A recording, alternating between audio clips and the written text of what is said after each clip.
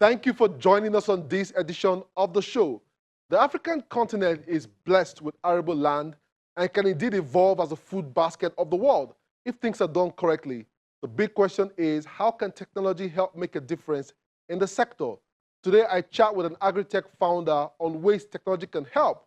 We have much more lined up for you right after now. I am Chukwemeka Agbata, and this is Tech Trends.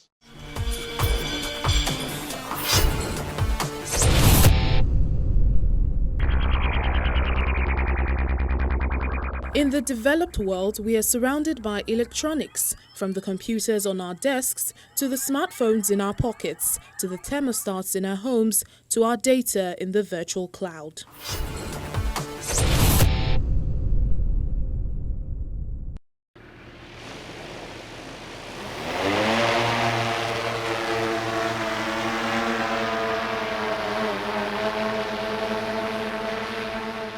Unmanned aerial vehicles, flying mini robots, miniature pilotless aircraft or drones, as they are popularly known, are one of the major technological advancements of today. Over the past few years, drones have become central to the functions of various businesses and governmental organizations as demand for the same technology grows across many fields.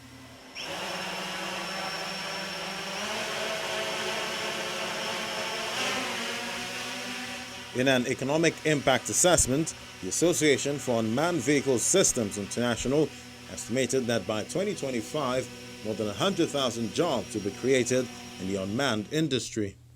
And this shows the significant contribution of UAS development and why the youths, especially children, need to be prepared for these opportunities.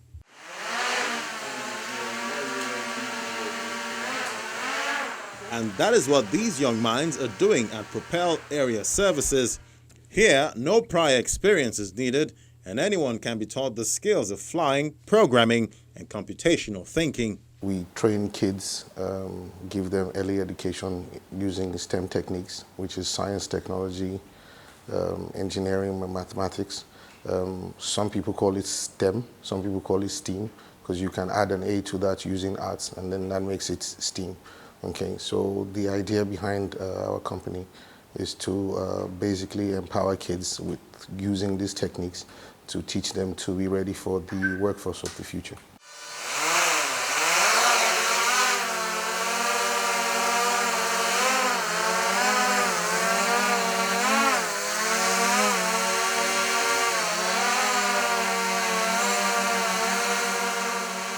The fast pace of drone technological innovation is tremendous, and the use has great potential to support and address some of the most pressing challenges in various fields in terms of access to actionable, real-time quality data.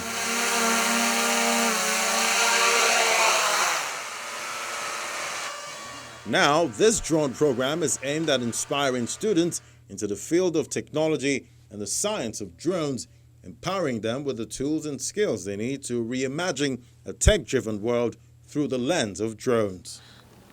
When we decided that we wanted to look into the issue of training kids and being able to train AI and robotics and stuff like that, we fortunately had a team of enthusiasts who also were just starting out as well. But they had done their basic robotics training, they had done their AI training, they had done all the stuff that they needed to do. So what happened was we were able to combine our ideas to the point where we were now able to basically come together and then say, okay, well, this is our vision, this is what we want to do. We wanted to, because the thing was, with drones also, you see, you buy a drone and it can do one thing, but you like the platform of the drone itself, but you want the drone to do something else, right? So you kind of have to re-engineer the drone, or reverse engineer the drone, as the term is, for you to be able to actually carry out. So it's got one payload that only works in the day, but you want this drone to also work at night, right? So what you do is you can remove one of the payloads, the daytime payloads, and then put the one that you want to use for the nighttime surveillance, right? But all of this needs configuration and configuring. So you find out that as you go along your journey, whether it be for drone, whether it's be for, you know, some robotics or whatever, you need to get behind the system itself to reverse engineer it to get what you want.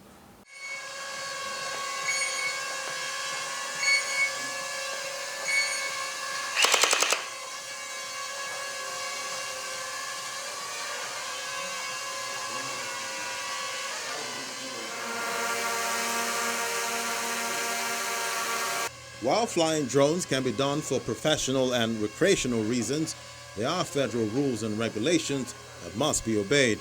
Everything has been very clear. You need to obtain a license to be able to fly drones. If you're talking about drones, you need a license as a pilot to fly drones. And most times that I tell people that I have a drone license, the first question they ask me is, do you need a license to actually fly a drone? And I'm like, yes, you do. So I guess it's maybe a lack of information, or maybe the information is not getting out as it should. So that would be, I think, maybe one of the first problems I can say that people have, because they don't understand or maybe where to get the training and stuff like that. Drones have been around for more than 2 decades, but their roots date back earlier. The last few years has seen a significant increase in the adoption, usage expansion of drones across industries, increasing work efficiency and productivity. Take off.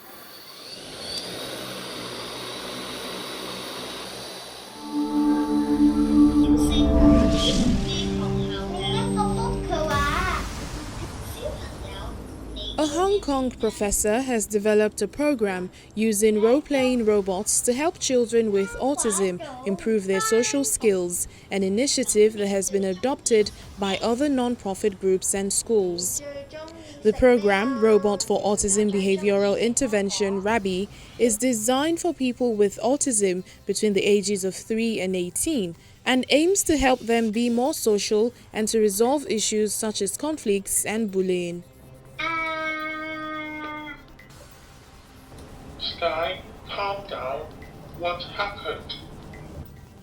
It's Bean. He finished my snacks without asking me. An associate professor of educational psychology at the Chinese University of Hong Kong, Catherine So, says more than 1,200 children have used the program since its launch in 2015. These individuals with the autism, they have low motivation interacting with the human beings, and also they have the hypersensitivities to the sensation around the world, for example, the human facial expressions or the human voices. So we use the social robots to teach them the social skills in order to reduce their anxiety, and also to make sure that our program is predictable and also structured. The robots engage the children with role-playing and verbal interaction. A typical class involves 2 small robots acting out social scenarios, helping the children see the difference between appropriate and unacceptable behavior, such as tantrums or screaming. The robots help students focus on the content of the lessons rather than slight differences in the stories or voice intonations. We are the one who repeat the story. We have different intonations, and every time we repeat, there is some differences. Therefore, the robots are very important to show a coherent demonstration so the students can understand what we want to focus on for the scenarios, and they can catch the theme of the lesson. 41-year-old Muse Wong said her 5-year-old daughter Abigail has been in the program for 7 months. Wong has noticed vast improvements in her daughter's social and communicative skills.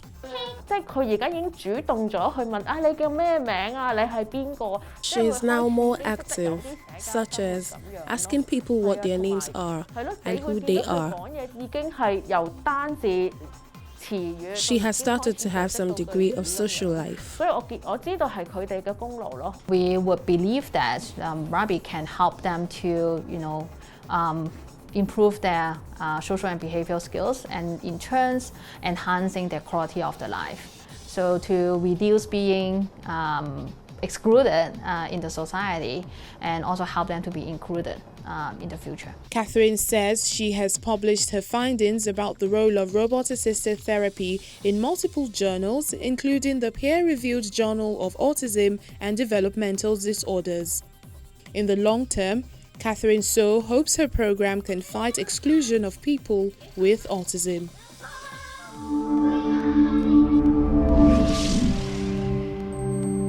A Swiss robotics company is seeing rising interest in its latest invention, a fully automated bartender that can mix dozens of cocktails and even make terrible jokes.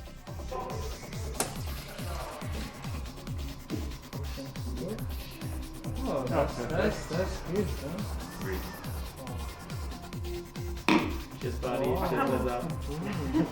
The Barney Bar has been developed by F&P Robotics, which hopes it will be a hit among hotels, bars and shopping centers looking to reduce human contact during and after the coronavirus pandemic.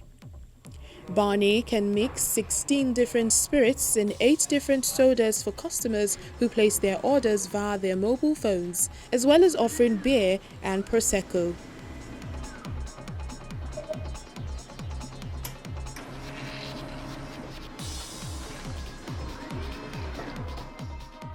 The robot, who can disinfect his own robotic arm, tells them their drink is ready via a large video display above the bar. A barista version making different coffees has also been developed. All the versions can be loaded up with conversations, so Barney can make jokes about being offered a role in the latest Terminator film, for example. So what you see here is the Barney Bar. It's a fully robotic bar that can serve, you can see 16 different drinks. Liquors can be mixed with ice and soda, and so it's fully robotic and can create a drink for you fresh.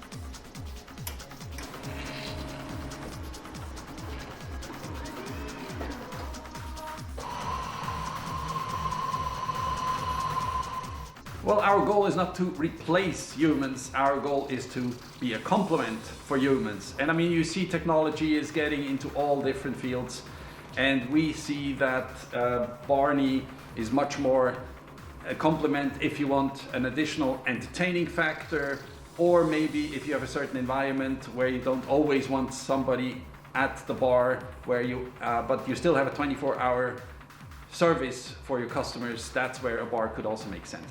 Although the expected clientele, restaurants and hotels were initially not in spending mood because of the COVID-19 crisis, Colombo says the situation is slowly changing.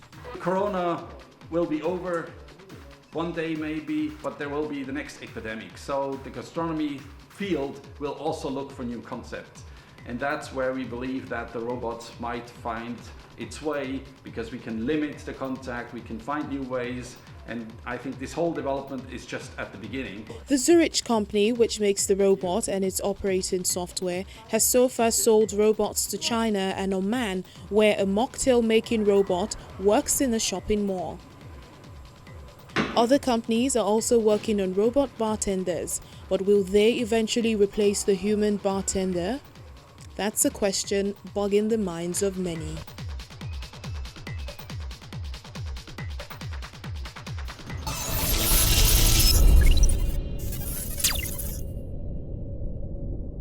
Coming up, it's my chat with Comfort Anyaga, founder Izanu. Stay with us. Agritech is one space that's proven to be the next big thing for startups. With the application of various technological innovations to improve efficiency and output, a number of agritech startups are creating solutions to eliminate farm losses. Agritech, which is the use of technology in agriculture, horticulture and aquaculture to improve yield and profitability, has helped optimize the farming process. In Nigeria, agritech startups have continued to tackle some of the challenges farmers face by streamlining the agricultural value chain. However, more needs to be done to make the process easier and provide the necessary support to scale. Comfort Onyaga, founder of Izanu Africa, discusses how we can leverage technology to build a viable agricultural sector. Comfort, glad to have you on Tech Trends today. Yeah, it's my pleasure, CFA. Good afternoon. Okay, so let's start by understanding how blurred the line between technology and the agricultural industry has become today. Yeah, thank you very much. So when you talk about technology and the agricultural industry, especially the ecosystem in Nigeria and in Africa as a whole, right? The line is very, very blurred. Like it is very blurred in the sense that we do not have the technological infrastructure in Nigeria sufficient enough to drive the agricultural sector and ensure the optimization of the value chain. So especially in the rural community where most of the agricultural activity takes place. So it's not enough for us to say we have a proliferation of the Agritech company springing up here and there at the rate of, let me say, 110%. Yeah, it's happening, but the line is still really blurred because of lack of policy implementation. We do not have the infrastructure. Advocacy is happening, but it's not enough. How concerted are we? Is the Federal Ministry of Agriculture, working with stakeholders across the different segments of the agricultural value chain to ensure that technology is integrated into the agricultural space? So that leads me to my next question, right? And we know how countries like Israel, even though they are smaller in size and population, have done well with agriculture. Do we have a national strategy that can help us maximize the role of technology in agriculture? Yeah, just recently, sometime last year, at about in about October, November, the DG of the National Information Technology Development Agency launched the 10 years plan, the national strategy. There is a strategy, but the thing is, implementation is where it lies. So the strategies, is get towards ensuring that Nigeria becomes one of the top 3 countries in securing food, ensuring food sufficiency, and also driving export standard agricultural produce, leveraging the African Continental Free Trade Agreement, the borderless trade and all. The strategy is in place, but are the key players in the agricultural sector, right, carried along in ensuring that these strategies is implemented? Who do they know what their role is? Like I said, it requires a concerted effort. Having the strategy is not enough. If we do not make effort towards ensuring that we domesticate it, you just realize that the document become obsolete. It's just there, and we continue to play catch up with the 4th industrial revolution. Based on what you have said, how do we really get more young people to be interested in the agricultural sector? Because sometimes when they hear about it, it seems like everyone has to go to the farm. But, try to explain to us what the value chain looks like in that sector. Yeah, so the value chain is currently evolving with technological innovation, disruption here and there with the Internet of Things, AI, big data. So this is where the Gen Z and the millennials come in, to bridge that gap, because they are the ones that are digitally literate. So it also behoves the institutions to see how the capacity of the young people are built to be able to use this technology. So that in itself is not enough. So what are the incentives beyond making it attractive enough for the young people to come in? If I go into agriculture right now and leveraging technology to drive farming, that, beyond the fact that we have the ICT as a tool, we also have the other side of it that has to do with the mechanized farm equipment, the tools that are used hands on the farm. So as I speak with you currently, we're still in the old in the old practice and fashion where farmers still use their hands to cultivate. Like that labor is so tedious that young people don't want to do it. I don't want to do it. I'd rather be on the other side. So for the government to ensure that young people come into the space and act right, they have to bridge that infrastructural gap.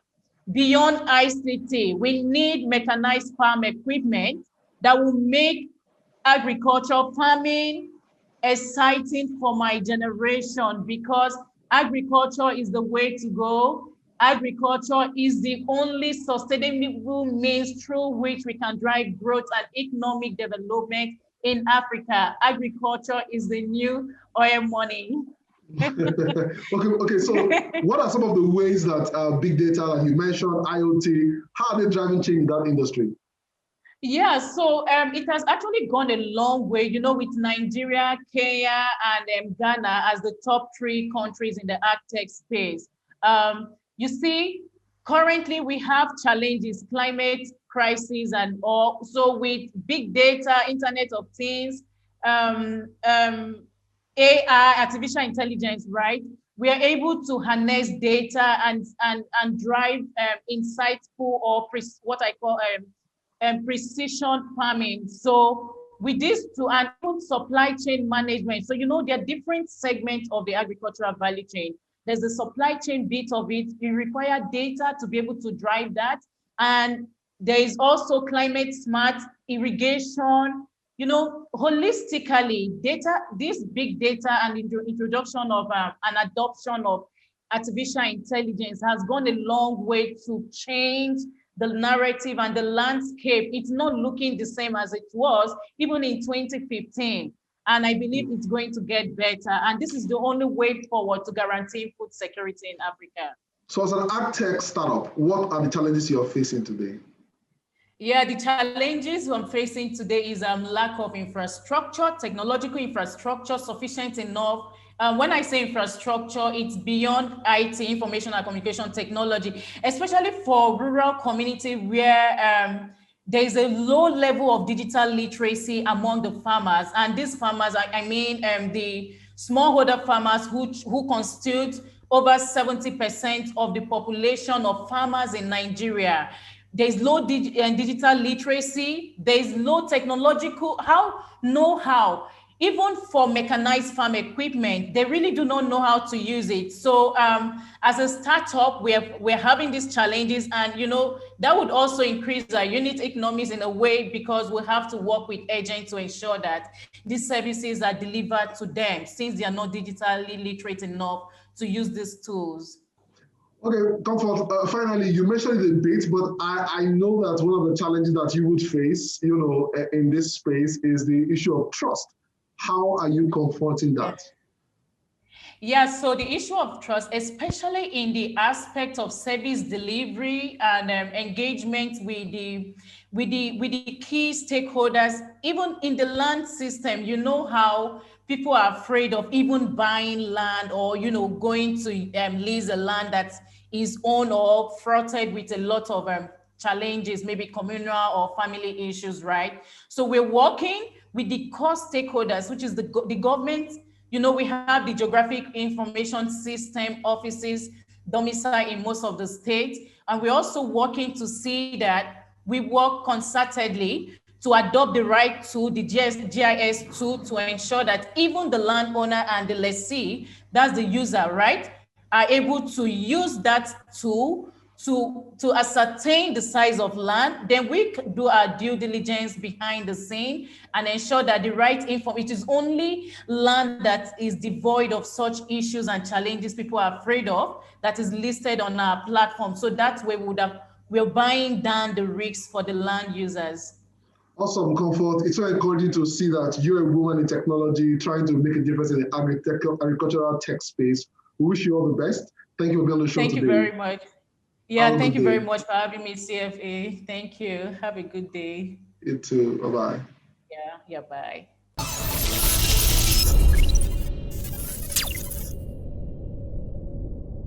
I've been chatting with Comfort Onyaga, founder Izanu, who continues to build despite the challenges that startups like hers face. As she has stated, the industry certainly needs to be made more attractive for the younger generation. Now, if we want to build a more viable agricultural sector, then we have to invest massively in infrastructure, modern equipment, technology, and of course, security. That's our show for today. Remember, we live on social media at Tech Trends TV. You can watch these and previous editions of the show on Channels TV, YouTube, or cfablog.ng. For Tech Trends, I'm Chukwemeka Agbata.